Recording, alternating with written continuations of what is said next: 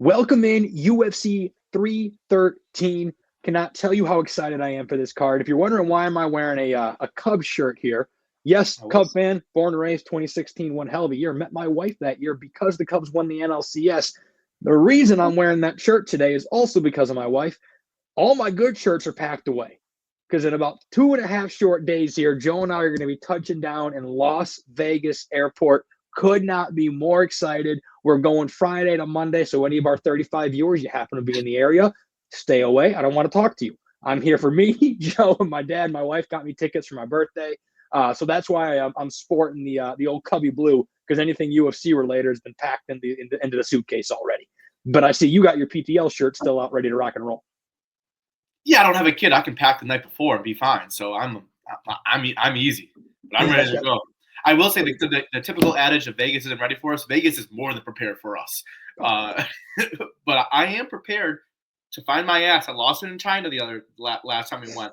I'm prepared to find it. Yeah, I think you're going to find it. I think you're going to hand it back off. Probably. But we'll see. We know we're going to make money on 313 because this card is our kind of card. We're not normally pay-per-view.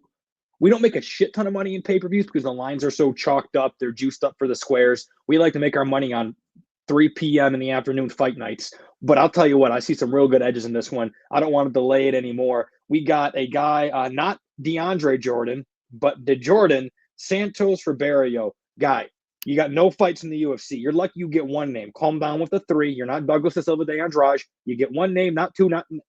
But DeAndre or DeJordan, I'm going to do that a lot, is a minus 190 against Ozzy Diaz at a plus 160, both Contender Series alum. Yeah, so, I mean, my favorite notes on DeJordan Santos is he's the oldest 26-year-old looking motherfucker I've ever seen. I mean, the dude is old, and he fights like an old man. That's the best way he can possibly do it. He fought a guy that only had kicks, but Santos did well to overcome that, and he fought like an old grizzly veteran. However, I didn't see significant talent. He's fairly well-rounded, but he's not significantly talented. But he's fighting Diaz, where Diaz is only, in my opinion, has a jab. He likes to look pretty, but he can get easily touched, and I think he can get bullied. Here in this fight, even though I don't think Santos is a UFC fighter, I really don't think his opponent is. And Santos is sub-200 is significant value because of the style of fight. He's a brute going against a guy that doesn't really handle that very well. So I like Santos here. Method's kind of tricky. I just really wanted to target if it's a 170 price tag or lower. It's a 1-unit play confident. If not, it's probably a pass because I don't love betting the method on a guy that I don't love the skill set of, even though the style of fight lends itself to the under. I just don't know if he has the skills to get it done inside the distance. So it's Santos price dependent. Up until we're recording today's Wednesday? Today's Tuesday? I don't know. I looked at everything on Sunday. For about a good 12 hours, I thought these two low-level guys were low-level heavyweights. I thought we were getting another low-level heavyweight because that's, in my mind, how they fight. Real low-level heavyweights. Ozzy Diaz tries to be prettier than he actually is physically capable of being, and brute is the perfect word for Santos. I don't want to bet this. Yeah, Santos probably wins. Probably goes over 1.5, even though Diaz is chinny. So if you want a same-game parlay, Santos and over 1.5, that'll get you a good number because both of those are about a minus 200. Oh, you might as well just do, if you're going to parlay, if you do a same game parlay, you might as well do round 2 starts. Sure. Round 2 starts price, yeah, I'll call it 260, but Santos is under a 200, so you're still going to get even money on that. Yeah, it didn't make anywhere near my top favorite bets. Actually, but like we said, price dependent. We're going to get a little plus number to start the night. I will be doing that in Vegas, just so you know. Yeah, I don't think PTL should be following our drunken Vegas plays because on a normal PTL night, we get 5 to 7 plays. In Vegas, over under 13.5 plays on the UFC card, probably juice to the over. All right, next fight. I know you got money on this one. Marion Santos, minus 305 now. He's come down 50 cents against, I've said this now 3 weeks in a row, but a top 5 nickname for me. And this one came from Laura Sanko on the spot after his Contender Series win, Francis Fire Marshall. And I think one of the things this kid's got going for him is he's likable. Whether it's his nickname, his fighting style, or him on the microphone, he's likable. And for people like me who is a fan first and gambler second, it's hard for me to put that likability aside initially and really delve into the tape and delve into the notes. But when I went back and read my notes and rewatched the fight, the bottom line is, this is a white guy. And this ain't a Cooper DeJean white guy making plays in the Super Bowl. This is a Fire Marshall. This is Bill who lives down the block from you in Moses Lawns and Jeans, white guy. He is stiff. He is fundamental. He is technically sound, but he is lacking overall athleticism and natural talent. Meanwhile, Marion Santos, I'll let you talk about him, but athleticism and natural talent seem to be the two starting words I'd use when talking about Marion Santos. I'll be honest, I got to defend Fire Marshal a little bit. I think he's a little more explosive than what you kind of teed it up to be. I will say he is a little stiff at times, and he fights like a white guy, but he's a little more explosive. Marion Santos is a baby-faced assassin. I mean, this dude, he kind of reminds me of like a Chito Vera, Jose Aldo archetype, where he's so calm. I mean, he is so calm in the octagon. I think that's his biggest downfall, actually, is he's never foot on the gas because he always has the skills to find what he needs. He can inflict damage anywhere the fight happens. He's extremely well skilled. He can defend takedowns. He can grapple himself. He is extremely good boxing. You really like him. I really like him. I think he's a top 15 fighter in his career. This fight, normally I would be pounding the tables where it's a max unit play because I think Marion Santos is top 15 talent. He's immensely more skilled, in my opinion, than Francis Marshall. But the style that Francis Marshall is going to employ is going to be a more cardio-driven output style. Maybe not output with the hands, whether it's mixing the takedown. He's going to be even on the scorecards relative to what he produces in the octagon. Now, I think Santos is going to inflict a lot more damage, and damage is number one on the scorecard. But I think the passivity of Santos against Francis Marshall's aggressiveness is going to lend itself to Marshall potentially having a shocking upset, smidgen out of victory, because Santos does not press on the gas ever. Now, with all that said, Santos is a lot like Manel Cape, who we just saw last time out. He has the skills to get finishes at any moment. He's more skilled than Francis Marshall, so I'm still trusting the talent. I'm not going to get scared off by the narrative of styles. I'm trusting the talent of Santos because he's a future top 15, top 10 guy, and I don't see him really getting derailed too much off of that. But I would just say pump the brakes on the quantity of units that you have on this fight. Yeah, I think bottom line, the number is a little bit high on Santos, and I am a big Fire Marshall fan. He reminds me kind of like a young Jack Shore. He can do pretty much everything in the cage, and he does things intelligently and with a pretty decent amount of output, but he's pretty damn hittable. He doesn't necessarily implement his game plan in the easiest way. It takes him a little bit. It's a little bit more of an uphill battle each time he gets into the cage, unless he's fighting someone real low level. And he can grapple a little bit, but Marion Santos is just bigger, faster, and stronger, and that really is what it kind of comes down to. It reminds me of, there's a guy a couple of weeks ago, I'm drawing a blank. It wasn't Jacoby Smith, but it was somebody who was a huge favorite. He kind of got tricked in round one. He got wobbled a little bit. And then round two, he got his guy pinned up against the cage and then let the fuck loose. Francis Marshall's crafty. Jim Miller, Jack Shore, Nathaniel Wood, all these classic white guy fighters. And Marion Santos could fall victim to the crafty and cardio output of Marshall. I think Marion Santos wins this fight 7.5 out of 10 times, 8 out of 10 times. Big higher? I think it's 9 out of 10. Okay. I think it's a fluke mishap. If you lose it, I think it'd be a razor thin loss off a mishap of allowing Marshall to just repeatedly shoot takedowns. I don't see Marshall doing anything significant on the offensive side. It's just a repetitive takedown is the only thing I'm concerned about. And I think 9 out of 10 times Santos wins this thing. I think 7 of those 9 would be very easily won. All right. Well, I think his path to victory, Santos, outside of just huge power on the feet, is wrestling, because Marshall can get wrestled. The reason I bring up the percentages, I capped him at about a -300. He's sitting at a -300. So he's parlay eligible for me, Marion Santos, that is. But echoing what you said, this is not a max bet, pound the table, John Jones, Cyril Gahn parlay piece. He's not our anchor. He's our parlay piece. Yeah. There might be an anchor coming up later.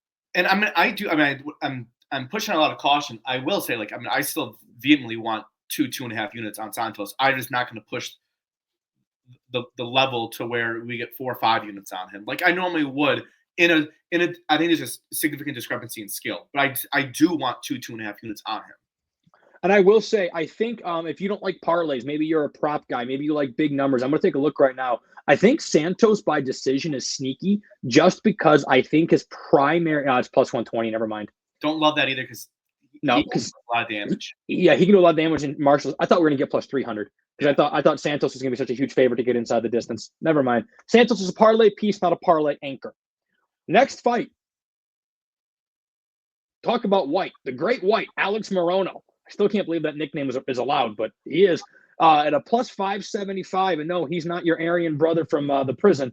Plus 575, Alex Morono against Carlos Leal at a minus 850.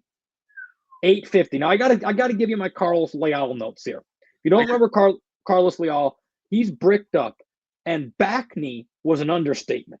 Holy pimples. This guy, you could have used him as sandpaper to fix your drywall. Just have him kind of scratch his back like a grizzly bear. That drywall's going to come out smooth as a baby's butt. Back knee for days. And I say that, one, because it's funny. But two, that might have been a little bit of something, a little bit of Victor Belfort horse meat from Brazil, a little bit of extra special Michael juice from Space Jam. He's a bricked up motherfucker. But it was a little bit suspect. And I'm not calling anything. I am not saying anything. But it wouldn't be the first fighter to have a little bit of extra special juice in his drink prior to a fight. And if that was in fact the case, that this number is flat out wrong. Even if it wasn't the case, let's say he's 100% all natural, this number is still astronomically high for a UFC veteran who can make things weird. And that's Alex Morono's strength, is making things weird. Yeah, and to say he disappointed in that Nico Price fight is a vast understatement. He came in fat, out of shape. About as out of shape as I've ever seen a UFC fighter come in, especially a UFC veteran. But Morono, he has skills. He's been argued to be a fringe number 15 guy, definitely a top 25 guy not too long ago. The number's wrong. The number's flat out wrong. Now, just like I talked about style, the style that Leo fights with greatly favors him. The pressure, brute, back knees, like just go forward. Alex Morono does not like that, and he doesn't do well like facing that style. So I understand the Leo favorite, but the 850 is absurd. He lost to Renette.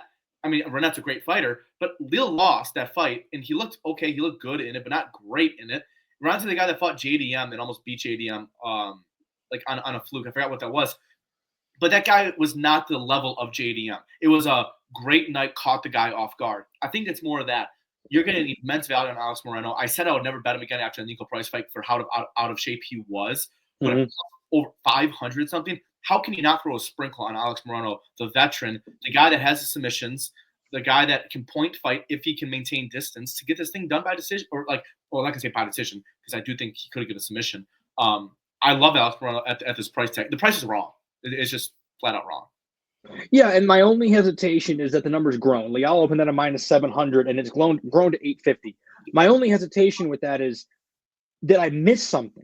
Are my notes wrong? Did I copy and paste the wrong fighter? So I went back and I watched that Renat fight. No, notes are what I saw are spot on. He's a good brawler. At 170, that's limited in his ability. And Alex Morono, despite being chinny, a little bit over the hill, probably 1 foot into the broadcast booth, he can beat guys. His comp is Anthony Smith. Awkward, weird, 1 foot in the broadcast booth. And Anthony Smith has come up as a plus 3, 4, 500 dog in recent years, not frequently, and won a fight because he just finds a way to win, survives just long enough for something goofy to happen. I want a half unit on Morono because the line's wrong and it's plus nearly 600. But with the way that it's moving and grooving, we're not touching this thing until Saturday. Let's clear 600. If it touches above 6, I'll put a half unit on it then, but might as well get a little bit of extra to come back. Half unit for 3 sounds good to me. Rhymes for a reason, kids. All right, next fight. Armin Petrosian, minus 150 against Bruno Ferreira at a plus 125. Real curious where you're going with this one. This is anytime Armin Petrosian fights, it's a tricky fight. It is a tricky fight. He's a weird fighter. I feel like guys that have come after Arman, these kickboxers, ever since Alex Pereira, have gotten a lot more starts in a limelight than what they arguably deserve. A lot of these guys come in with hype and they leave. Arman has stuck around and he's faced some tough times and he's succeeded. He's never quite really impressed. Bruno Ferreira, he's a guy that at times he looks like oh my God, elite athlete with immense power early and extremely dangerous. Think almost like a Joaquin Buckley without wrestling, just that explosive power. Then there are other times it's like, okay, he really doesn't, he kind of lacks skill. So you really got the explosive power athlete against the technical fighter. In years past, I feel like the technical fighter got way too much afforded to him, saying, oh, he can just out technique. This is an MMA fight with 4-ounce gloves. This isn't kickboxing. I lean the Bruno Ferreira side, but I have to give Arman a little bit of flowers. And I mean, I'll be honest, I was surprised by the odds being what they are. I thought it was gonna be more in Bruno's favor. But as you think about it, it's like Arman has been there, done that, and Bruno is still trying to get his footing in the UFC. But all in all, I'm gonna take I tend to back the athletic, explosive power guy against the guy that is technical but lacks elite technique. I mean, Arman's fine, but that's kind of where I'm leaning. But I'm very curious where you're going. Yeah, I think you nailed Petrosian. He was supposed to be this powerful kickboxer. He's a point fighting, almost karate style kickboxer. Long, uses that range and movement pretty well. I think his defensive wrestling is a little bit better than people give him credit for. His takedown defense is absolute shit, 31%. He gets up okay, and he gets up fairly safely. So you're going to hear people talk about the wrestling. It's not terrible, but it is my edge here. Bruno Ferreira can take down an oak tree. If he chooses to wrestle very Ian Kutalaba, he can wrestle with fairly good success. And more importantly here, I think he can threaten his wrestling in order to open up some opportunities on the feet. And Petrosian is hittable, especially if you put him on his back foot. On top of all of that, Fajeda's going to have 15 minutes to find something and do something, because I really would be surprised if Petrosian could put Fajeda out. It's just not his style. He's going to go 15 minutes. We used to talk about this with a young Francis Ngannou or Sergey Pavlovich, or hell, even Tai Tuivasa back in the day. You got to, if you're going to go to a decision, you're going to give this guy 15 minutes of opportunity to find your chin. And while Petrosian is fairly defensively sound, the guy's 9-4, so he's not some world beater. And 2 of those 4 losses have come by knockout. It's there. I think Fajeda can bulldoze his way in the striking game. And more importantly, I think he can wrestle, even if it's not necessarily successful ground control. I think it can open up opportunities on the feet. I think the line's wrong. I had Fajeda as a -150, not Petrosian. So I mean, that's 58% win probability. I like Fajeda for a simple unit here. Yeah, I mean, I had Ferreira. I mean, I did like a 190, 210 on the initial, and I think the Arman has wrestled like once in his career. I think it was against Leroy Duncan. I think Ferreira got surprised in that Abus fight his last time out, going against a really dangerous striker. Abus wrestled. I think Ferreira got surprised in that, and that's kind of why he struggled. The more we talk to her, the more I'm getting more convicted in my initial stance, thinking he was going to look at 210 favorite. I really think that he got caught off guard in his last fight against Abus, who is significantly better than Arman, significantly more dangerous. I do like Bruno here. And I like a 1.5 unit play. If not 2, like I'm doing 2 personally, but I like a 1.5 unit play at these odds. I could be talked into something there. I like Fajeda to win this fight. I think it's going to be close, but I want the guy moving forward. I want the power. I want the wrestling mixed in. I want more paths to damage in Fajeda. Next fight is 2 young flyweights that I would be very surprised if we do not see matched up again with numbers next to their name in 4 to 5 years. We have Josh Van. Love him, but I think you might love him more at a -190 against Rhea Teixeira at a +160. Can you talk to us about the man in the van down by the river? I mean, the guy, I'm surprised that you don't like him more than I do. The dude is very crisp boxing. I mean, it's a thing of beauty. He's starting to learn that you can't just download data. This Peter Yan archetype, it does not work in UFC 225. I mean, it just doesn't work anymore. You got to have the foot on the gas from the get-go, and I think he's starting to learn that. He's facing a guy that can wrestle, and Yan, up and down in terms of, in my opinion, on his grappling.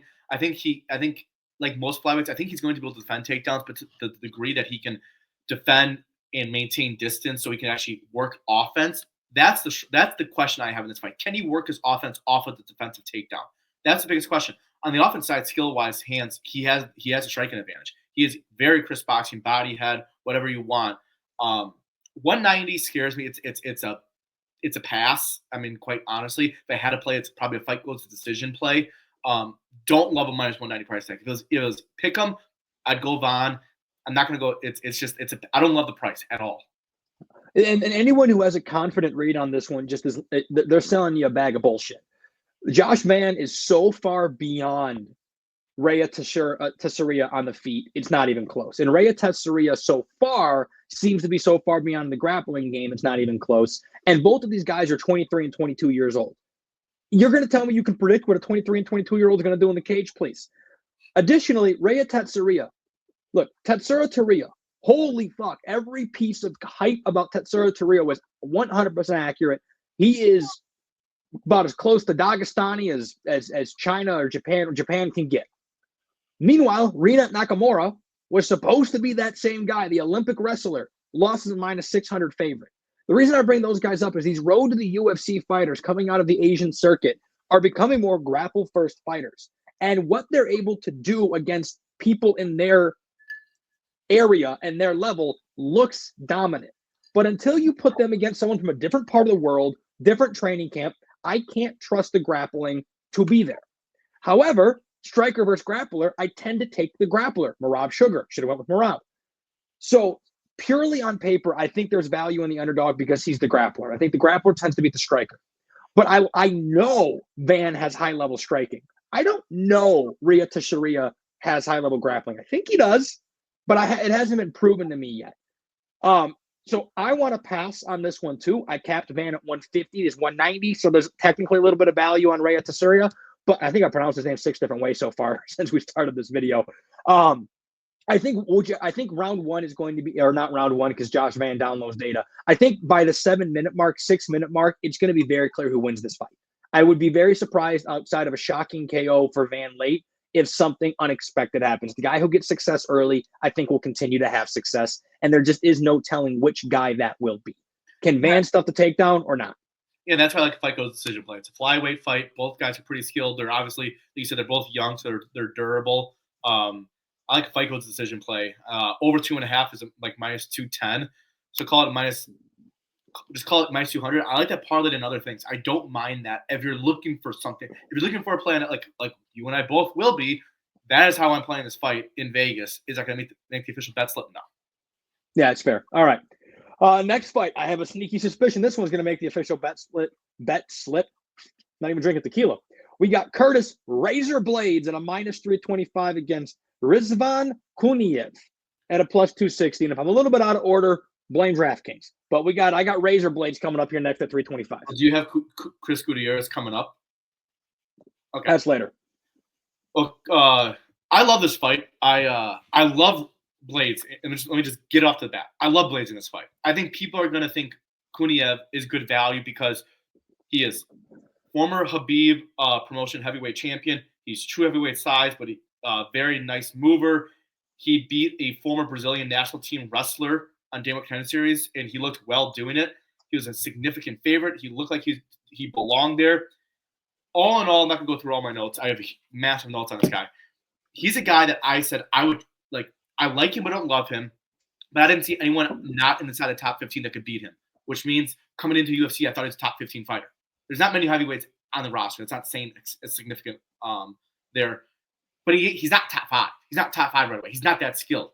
Or he is. I mean, he's skilled, but he's not that good. Blades only loses to elite power punchers.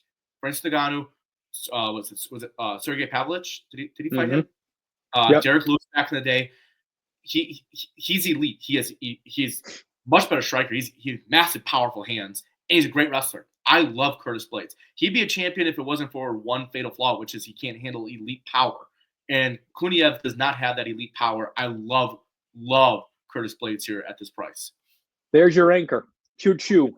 Curtis Blades, Marion Santos. I got nothing to add to it. I want to just emphasize big old hands. Look, Curtis Blades, you're not going to out-wrestle him. I don't think this guy's going to have the power to outstrike Curtis Blades. And it's a 3-round fight, which I typically like. Not that I ever worry about Blades' cardio. He just seems to perform better when the lights are lower. So I like that he's kind of hidden on the card. He's kind of shuffled in the middle. 3-round fight. He can go in there. He can win the fight, cash his paycheck, go palm a couple of watermelons or whatever he does with those hands. And I think he's going to win this one. I think he's going to win this one fairly comfortably. I like him with Mario and Santos and Curtis Blades together. I love that parlay. You're getting the significantly better fighter at the moment in time that you're betting them, and you're going to get it sub 150. That's a great parlay. You think you can palm a cantaloupe? Some cantaloupes, early developed cantaloupes. All right, yeah, underdeveloped cantaloupe. That's your sweet spot. All right, moving on. Now it's Sexy Mexi time. Grab the tequila, shake the maracas, let them know you're here. It's Mardi Gras today. It's Fat Tuesday. Sexy Mexi, he's having a good time. And a minus 120 against Chris Gutierrez. And if you forgot about Chris Gutierrez, it's been a minute since we've seen this guy in the cage with his ankle tape and his just soccer kicks from fucking hell. Chris Gutierrez is about a minus 105. So call it a pick'em fight. I'll let you go with this one first because I have a significant opinion on this one. Okay, good, because I have gone back and forth. And on paper, I was all over Chris Gutierrez. He is, I think, an underrated boxer. I think his hands, because his kicking game is so devastating. He's got one of the few TKO by leg kicks in the UFC. His kicking game is so devastating that I think people underrate his hands. I like his technique. I like his hand speed. I like his movement, even though he does exit a little bit tall. He is a soccer player who learned to fight MMA. He moves like one. He kicks like one. And he's intelligent like one. I also like that he can mix in a couple of veteran moves. He can mix in a couple of takedown attempts. Not that he's ever really going to land them, but he knows how to go out there and win fights. He does typically fight at his own pace, which is a bit concerning, and that's where Sexy Mexi comes in. I talked about it in his last video before the fight dropped out. He's got to be a good dad, because all it takes to be a good dad is just be there, and that's Sexy Mexi. The guy's going to be in the pocket for 15 minutes. He's going to stand there. He's going to be on the front foot, and he's going to take one to land one. Not necessarily a brawler. He's defensively aware. He's a very slick and intelligent boxer, but he's not overly. He's willing to stand in the middle and wear a little bit of damage. Most interestingly, though, is that he is primarily a southpaw, and I'm not entirely sure what Gutierrez is going to do when his primary attack, the calf kick, is at a disadvantage. I fully expect him to land several. I mean, he's that good at it. It's just not going to be a primary mode of attack. I initially had Gutierrez in my mind's eye as a fairly good favorite, knock off a couple of points because he's coming in on short notice. But as I looked at it more, I think this fight near pick'em is pretty much spot on. I do give the edge to Gutierrez, and if I had to bet, probably going to go Gutierrez. But I'm about as open as you can be, and I think that's because I tend to like Sexy Mexi more than most people. Yeah, and this fight's very interesting because there's a lot of things that play. The positive Sexy Mexi, he kind of reminds me of Steve Garcia. Yes. Never quite, especially, Steve Garcia deserves all the flowers in the world. I still don't see it. Nope. He looks so basic, and he just keeps on. Steve Garcia gets finishes after finish. I don't know how. But Sexy Mexi, similar style, left southpaw boxer, and he's tough. He'll go out there and fight for your money. Chris Gutierrez reminds me a lot of Jonathan Martinez. All of a sudden, he went from a guy that was, he's good, and all of a sudden, significant buzz and chatter around him saying, "Oh my God, this guy's like, is he gonna be a top 10 rank?" I never quite saw that, and I love calf kickers. He struggled against wrestlers. I expect John Castaneda to wrestle here in this fight. If it's a striking affair, I love Gutierrez. I think he's got faster end of punch power. Like I think he's a much more straight down the barrel type of guy. Castaneda's more hooks to the body, hooks round. I think Gutierrez is going to land more straight shots on him. I think Castaneda can wrestle Gutierrez. Gutierrez, was it his last one? His last 3 fights he's fought in guys up from the Asia circuit, and he's been wrestled by all 3 of them. Kind of letting him going backwards to what you just said. That's something that we got to keep in mind. The fighters from Asia, they're coming over and wrestling, and they're wrestling Gutierrez successfully. But Gutierrez, I just see I think he's notches above Castaneda, and we just saw Gutierrez's number 1 comp fight Castaneda, Daniel Marcos. Damn near the exact same fighter. I can't think of a better non-neckbeard 1-to-1 comp of Daniel Marcos, Chris Gutierrez. Both athletic in and out movers, both very good calf kickers. And Marcos can offensively wrestle, in my opinion, the same level Gutierrez can offensively wrestle. Both, in my opinion, can get defensively wrestled. Castaneda surprisingly did not wrestle Marcos. I think he's going to wrestle Gutierrez, and that's fine. I think that's a change that he's going to make. Gutierrez is, while we hate his camp in Colorado, it's not Elevation, it's the other one. Factory X. Factory X. I'm not a Factory X guy. but Gutierrez is the guy in that gym. Mm-hmm. And I think he's going to come with a game plan. He's a UFC veteran. At pick 'em odds, I love Chris Gutierrez. I just think he's a better fighter. That's just push comes to shove. I think he's the better fighter of the two. That's fair. I'll be on Gutierrez too. I do have him as a slight favorite. We're getting him at the dog money, so I'm willing to play Gutierrez. I had a feeling that's the direction you were going to go. We'll talk unit management off video. Follow us on X at Pound the Lines, at BetMMA.tips at Pound the Lines. We post all of our picks, all of our plays, and all of the units pretty early in the week so you can get the best of the line. But yeah, I'll play Goody with you.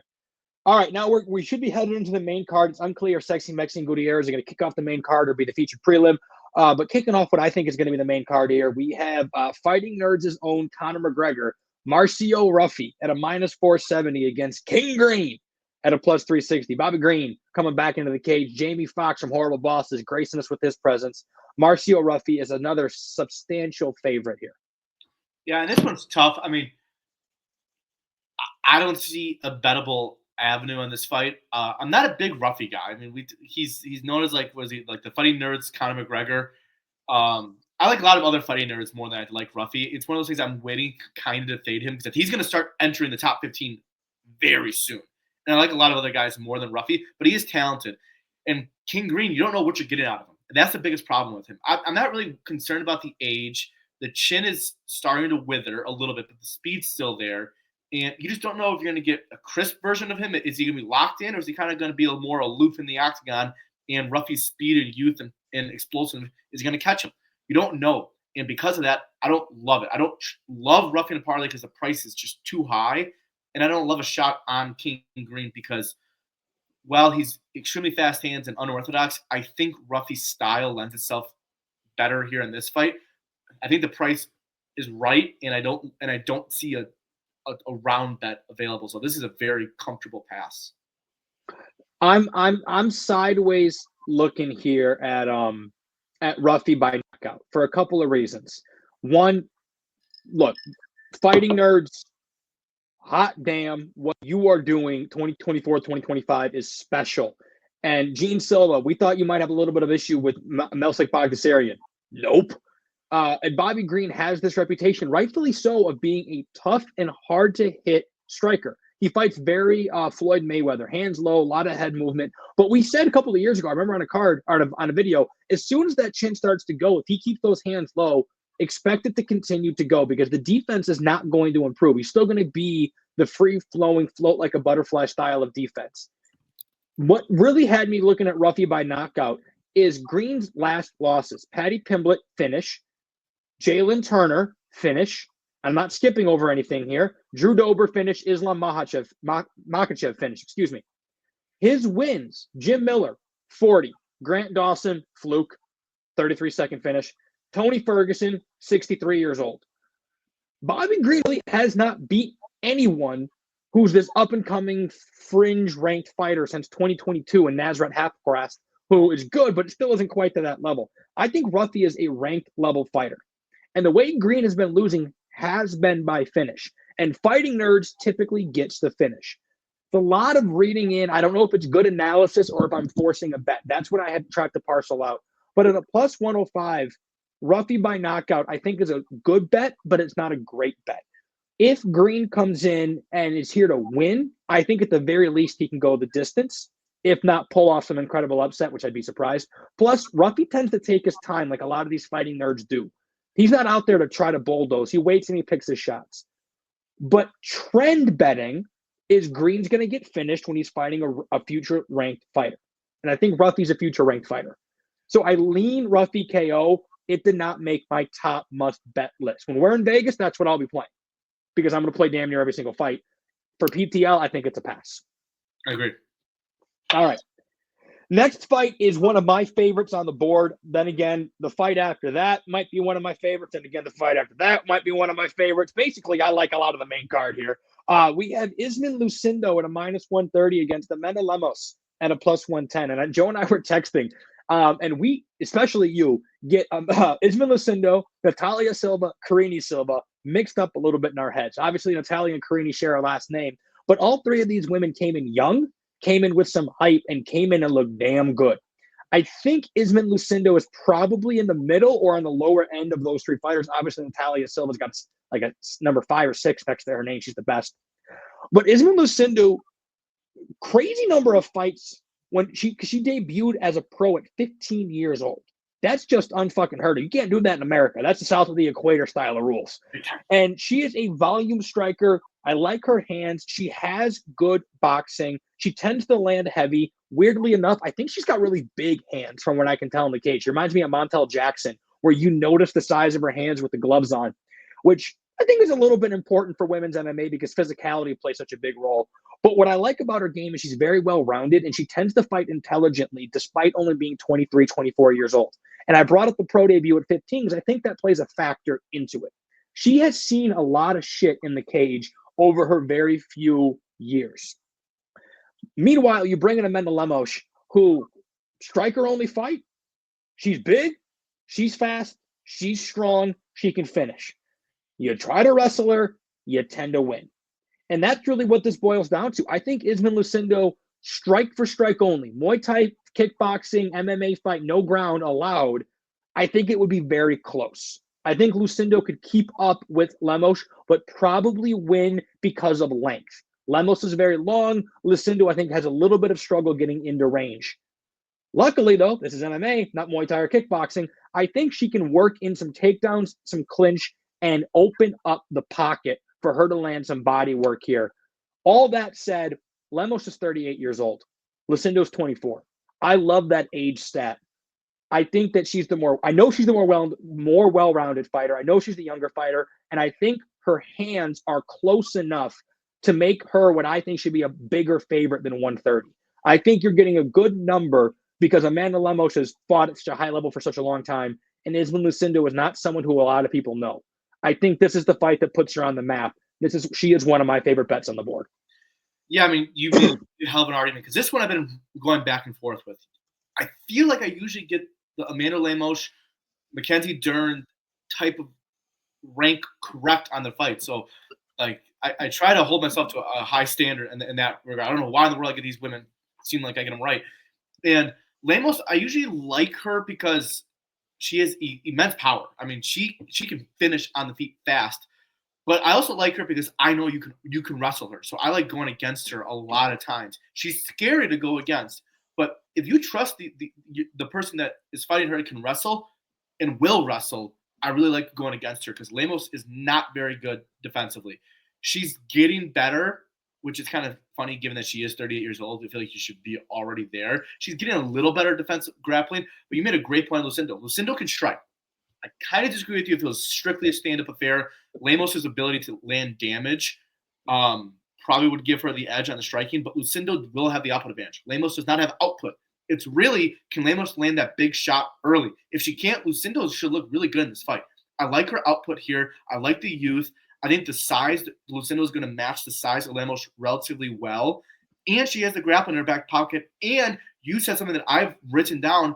She's smart. She seems like she has a good head on her shoulders, which I really think is important here because I do think you need to be very keen and very aware of Lemos' threat early in the fight. You have to be aware of that. All in all, I get the higher output, the better wrestler, a similar-ish striker, and significantly more younger, which lends itself to more durable. I love Lucindo at this price. Cherry on top, Lucindo's last fight, she beat Marina Rodriguez, who is a long and very skilled striker, and she beat her primarily by mixing in striking and wrestling. It wasn't a dominating win by any means, but she did enough. She wrestled at the right times, and she struck at the right times to win a boring decision. The younger fighter is going to get better over those 9 months, and she has a game plan that she just implemented that she can perfect and implement again. So all of those things that we've seen that she can do against length, which I think is kind of the key factor here because Lemos is so long. I will say that fight actually has me not go significant units on Lucindo because I hate Marina Rodriguez. I mean, she's let me down. I like her. I can't get a read on her. She's the one flyweight I can't get a read on. Or strawweight, sorry. But I like this fight, probably 4.5 units. Okay, I had a 2-bagger on her, but that's fine. We can talk units. I'll go 2 if you're confident. I feel pretty good on her. I feel pretty damn good on her. All right. Speaking of which, Marina Rodriguez has your girl Jillian Robertson next. I saw that on Twitter the other day. That's gonna be a big bet on the big redheaded bitch. All right. Next fight. You gotta talk me off a ledge. You gotta make sure that I can still afford my mortgage payment because I want to put some money down here. We got the tarantula, Jalen Turner at a -105 against Ignacio Bahamondes at a -115. One of my favorite names, one of the guys that I thought was going to be a ranked fighter. I'll tell you what, he finishes Jalen Turner. That's one more fight till he gets a ranking here. Maybe Bahamondes can fulfill the prophecy. I don't think it's going to happen. Break it down for me and tell me what you like. I love Jalen Turner. It's my favorite single bet on the board. The only way that you're going, in my opinion, that you can go against Jalen Turner is that you think he quits in fights. Ignacio, he's very durable, and I don't really give a lot of credence, or I don't give a lot of like positive remarks to being durable because that kind of inherently means you're getting hit.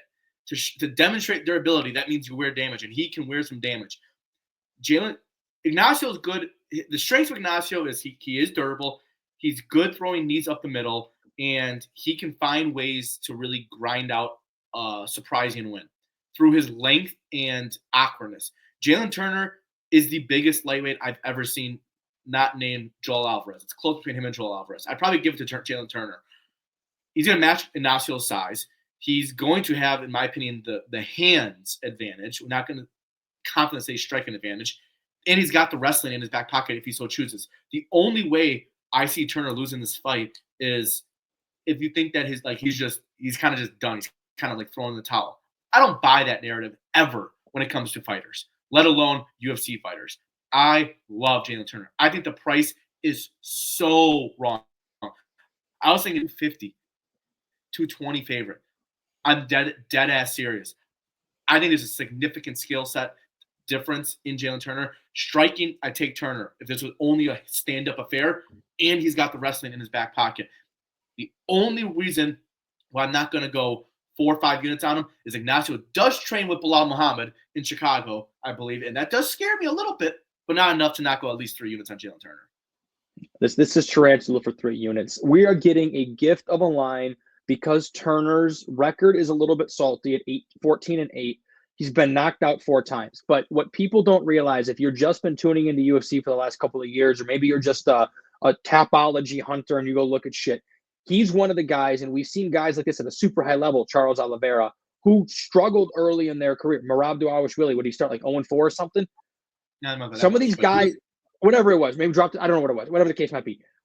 Some of these guys start real rocky until they get into the right gym or they start going full time, unless you're Chris Dawkins, who went full time and probably shouldn't have. Some of these guys start with a really rocky early part of their career, and it makes their record kind of salty. Angela Hill's another one of these fighters. Jalen Turner's early. There you go. Brandon Moreno got cut. Yeah. So his record, not indicative of who he is. He really turned a corner right about 2018, 2019, and became the fighter that you know now. Additionally, he's 1-3 in his last fights. Split decision against Gamrot. I genuinely had Turner winning that fight. Split decision against Dan Hooker. I genuinely scored it for Jalen Turner. Not just me. Go back and look at verdict. A lot of people had Turner winning both of those fights. Knocked out Bobby Green. Talked about that already. And lost by knockout to Renat Canario. That's because in round 1, if you don't remember that fight, Jalen Turner knocked Renat out fucking cold towards the end of round 1 and walked off with his hands up. Ref didn't call it. Dude gets back up. Turner now doesn't fight the way that he should fight. He was a fucking idiot. Ends up getting knocked out himself because he was frustrated at the referee. Mental game. Point is, he's 1-3 in his last 4. He could be 4-0. I think he should be 4-0. We are getting a gift of a line. But let's take all of the history out, just look at the fighters. Ignacio has length to his striking and a lot of kicks. You said it. Turner's got the length. Turner is better with his hands than Ignacio, and the kicks shouldn't be too much of an issue. Maybe Ignacio lands something. Shit happens. Mm-hmm. But then on another level is Turner can legitimately wrestle if need be. I doubt we see it. I think Turner is going to beat the shit out of Ignacio, and I might be the second biggest Ignacio fan on the planet outside of Brian Petrie. I think it's a terrible stylistic matchup for Ignacio. outside of him landing a Michael Bisping head kick kind of a thing here. I want 3 on him. I'm going to get drunk and stupid in Vegas and put too much on him. Me too. Jalen Tarantula Turner is going to get back in the win column and get back on his trajectory toward the top 15 with an easy win here. Yeah, before we move on, that is something to note. You're a massive Ignacio Bahalunas fan. I mean, from day one. But you also started to see, like, one, he's not as good as the initial look of a 6'3" lightweight was. So you started to slow down on that. Still deep down rooting for him, and you're still seeing this. That should say something that we're both on him. Like, head kicks, they can happen. It is what it is. Significant value on Turner. All right, next fight, Justin Gaethje, Rafael Fiziev. No bullshit, no lead in here. It's going to be fight of the night. It's going to be a contender for fight of the year. Fiziev is a -160. Gaethje's a +130, depending on the book you're at. I went back and I rewatched this fight at, like, I don't know, what was it, 1 p.m. today when I was supposed to be teaching a class. They were working on something. I was watching a fight in class. And I texted Joe round by round scouting report because this fight is going to be so awesome. Everyone and their mother who's watching is going to want action on it. So I did extra homework to try and get a read on this. And what kind of the thesis that I brought away, and I'll let you break them down a bit further, is that Fiziev is rightfully the favorite. I shouldn't say the biggest Gaethje fan. Gaethje is my favorite fighter on the roster currently. It's Amanda of all time, and now it's Gaethje. And then there's like 6 or 7 other people. I love Gaethje, but Fiziev is rightfully the favorite. He was clearly the faster fighter, far more dynamic. Gaethje had the Yoel Romero shell up for most of the first 6 to 7 minutes of the fight, and he didn't really land a whole lot. He was kind of throwing blind with his head down. And Fiziev, although was landing on Gaethje's arms and wrists, was still thudding him. Additionally, Fiziev, although he slowed down in round 2, which he did, still made it a very close round. I scored it 29-28 when I rewatched it again today on mute. Very close for Gaethje. The clearest round I thought was actually, I don't really have a clear round. They were all pretty damn close. But Fiziev won his round. Gaethje won 3, I think was probably the closest round. But nobody pulled away. Both guys threw. Both guys respected their power. But Fiziev's speed stood out. Interestingly, Gaethje had better calf kicks, which I thought was interesting because Fiziev is such a good kicker, but it's not primarily to the calf. What really worries me is Gaethje tends to dip, and Fiziev has such fast kicks and knees that we might see a Gaethje head kick of Dustin Poirier in reverse, knocking Gaethje out here. I'm going to be betting Justin Gaethje.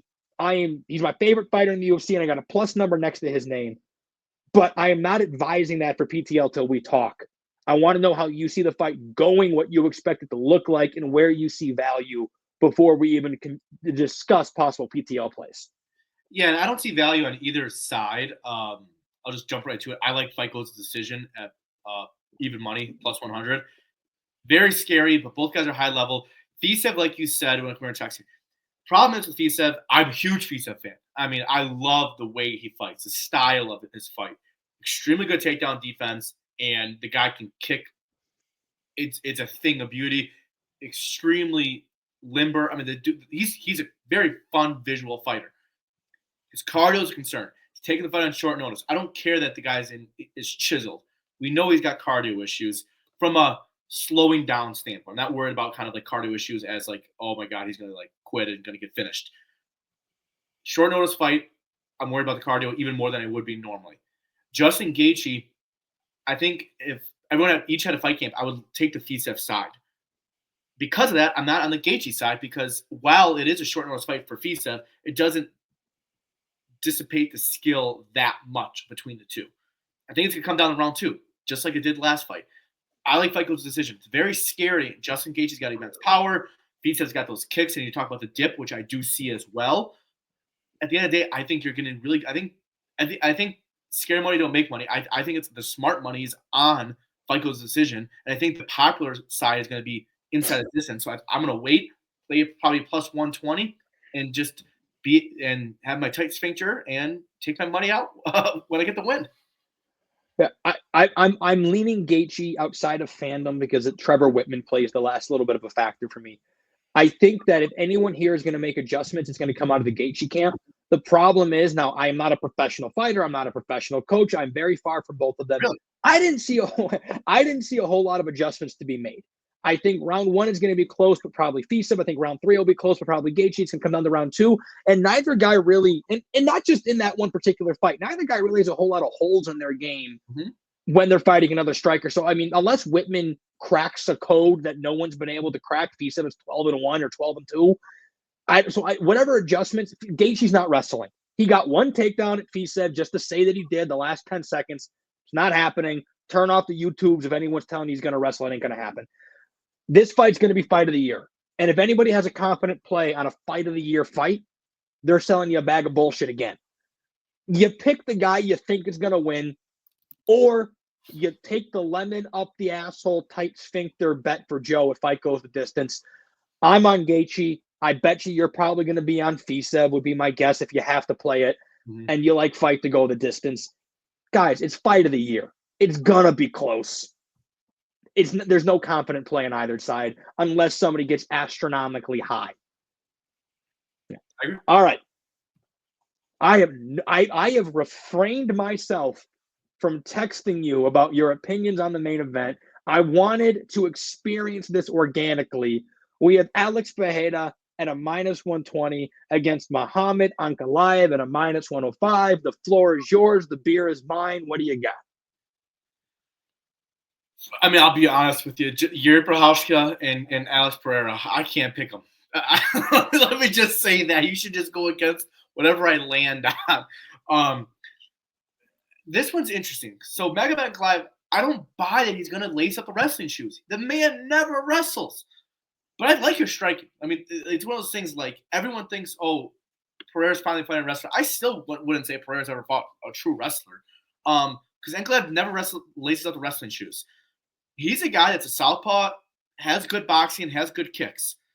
Pereira, obviously, everyone knows who Pereira is. And I do think his wrestling is better than what people give him credit for. I think trains at Glover Teixeira. I mean, DC thinks he could be an Olympic champion, which is just, I don't know what the heck DC is. What he's guzzling down his throat. This one's, it's tough. Pereira's got the power advantage. He always seems to improve as the fight goes on. I think Ankalaev tends to start hot and slow down. Pick'em odds. This reminds me, remove UFC. It reminds me of a lot of football. Tom Brady back when he was in his prime, or Chiefs in their prime. Pick'em game. I can go to bed saying I bet Alex Pereira and he lost. I can go to bed and sleep at night. If I went Ankalaev at pick'em odds against Alex Pereira and Alex Pereira lands a check left hook, which I think is probably how he's going to do it, I couldn't sleep at night. The value is way too high on Alex Pereira. The caveat before I pass over to you, DC and Chael Sonnen both have made this remark, and I think it's extremely noteworthy here in this fight. Alex Pereira, whether he had a legit training camp or not, he had a disrupted training camp. The man's flying across the country, flying across the world. He's doing a lot of things that's not training camp-wise. I'm not sure why he did that. He did it for Sean Strickland. I'm not sure what he was doing. He was not focused, locked in 100% on his training camp. The man has 100-plus professional fights or whatever that number is. He obviously knows what he's doing. I don't want to take that away from him. When you have Daniel Cormier and Chael Sonnen both saying what I also saw, I'm like, what is Pereira doing in the corner 6 weeks out from his fight? That's noteworthy, and that's something that can't get glossed over. But at the end of the day, you're getting Alex Pereira, a guy that's improving fight over fight at pick'em odds. It's tough to imagine you're going to get that again. I thought about that too, that narrative of his camp being disruptive. I think he was doing something like 3 weeks ago that wasn't – I think he was drinking or something, and then Ankalaev made a comment about alcohol. At a certain point, Brady, Mahomes, you run out of shit to talk about. This guy's been so dominant for so long. Do we have any idea that he wasn't doing stuff like going out for a couple of beers 3 weeks off from camp and other fights? No, we don't know. Yes, coming from Cormier and Sonnen carries a little bit of weight, but the truth is I don't think there's a whole lot to talk about. Ankalaev is as boring as they fucking come, and Pereira has been beating everybody for years now. They got to create a little bit of buzz around this fight, and putting doubt in Pereira's camp gives that buzz. Now, I'm not saying it's wrong. It's very possible that doubt is legitimate, but it's also possible that it's constructed narrative. So for me, I'm just going to remove it. It's not a factor in my decision. Talking about on the canvas in the cage, I liked what you said, that Ankalaev tends to slow as the fight goes down, and he never wrestles. But let's for a moment assume that he does. Let's say that Ankalaev wrestles. I don't think he's got 25 minutes of wrestling in him. I'd be very surprised if a guy that large and that slow, he doesn't move well, has 25 minutes of takedowns in him. So if he wrestles, I expect it to happen early, and then he's going to have to rely on striking while tired. And I think at some point that fatigue is going to bite him in the ass. Alex Pereira can fight for an hour. I'm not worried about that. Yes, if he grapples, he'll be tired too. His legs ain't going to be tired. He's a glory kickboxer. I'm not worried about that. So initially I was on Ankalaev because initially I like to fade the popular fighter against someone who's very, very good. And Ankalaev is very good. Hell, he's probably championship caliber. But the more I thought about it, the less I believe that Ankalaev will A, wrestle, because we've been asking for it for years and we haven't seen it. B, I don't like his speed, sloth-like striking. And C, I don't like his cardio. Not saying that Pereira is going to push a pace, but he'll be there just as good at the 23-minute mark as he gets the 2-minute mark. So I think this fight is going to be close early. And then if Ankalaev can wrestle 25 minutes, he'll pull away late. If he can't, I think Pereira finds a late finish. So for me, it's an AP play, but it's not a confident one, and it doesn't crack our top 1, 2, 3, 4, 7 fights for me. But as far as it's the main event, like I said earlier, you're going to want to bet this fight. I am on Pereira here. If you want to get a big plus number, I don't know why you would. Pick 'em odds is good. I like him in rounds 4 or 5 by knockout if you want a big plus number. But for me, it's just a simple Alex Pereira money line or Pereira money line here. Not believing that Anka is going to fight the way that he should, or even if he has the 25 minutes of cardio to fight the way that he could. Yeah, I don't disagree with you. I mean, I was hoping that round 3 starts to be a better price than what it is, like minus 200. That's the avenue I really wanted to attack this fight at. Round 4 start is like the pick 'em odds. I don't love that because Pereira does have that immense power that can carry forth in a fight. If I had to go, it's Alex Pereira, but it's one of those things that I don't love it. I don't like going against neckbeards. I do like Ankalaev striking. I think that's the thing that I agree. It's a little cumbersome and slow moving, but I like his striking, and I like Ankalaev. I think he I wouldn't be surprised at all for him to win this fight. I just think he'll never get Alex Pereira at these odds in this division again if he wins this fight. I don't like betting the popular side. That's really what it comes down to. Don't like betting main events on pay-per-views, and I don't like betting the popular side. So that's why I'm really struggling with it. But at the end of the day, you get Alex Pereira, pick 'em odds, tough to pass. Yeah. All right, our bets. We like first fight of the night. DeJordan Santos. I'm gonna keep doing DeAndre. I am. The Jordan Santos parlayed with round 2 start. Same game parlay. Looking for probably even the plus number on that. It's a minus 200 and round 2 starts is a minus 200. Yeah. Marion Santos and Curtis Blades parlayed together. 2.5 units. Well, we'll talk units. We'll figure that out. Alex Morono, the Great White. Little bit of pizza money on that. Carlos Leal should not be a minus 850. Little pizza money on Alex Morono. Bruno Ferreira, plus 125. I'm loving the plus numbers here.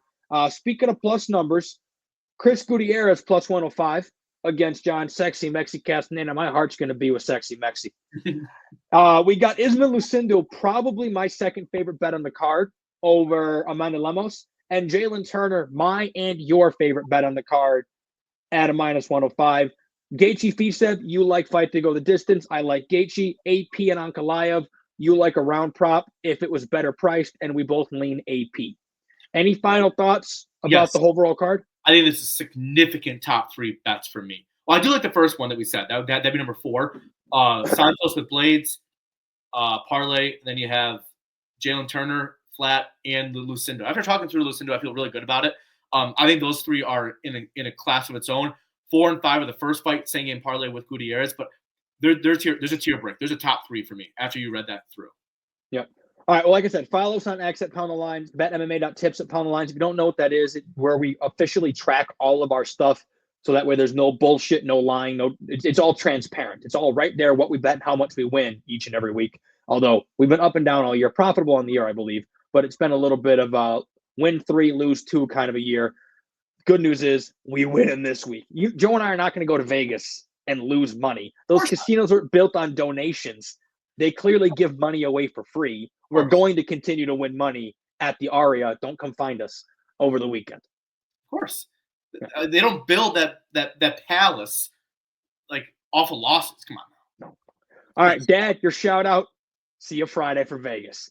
Pound lines, cash tickets.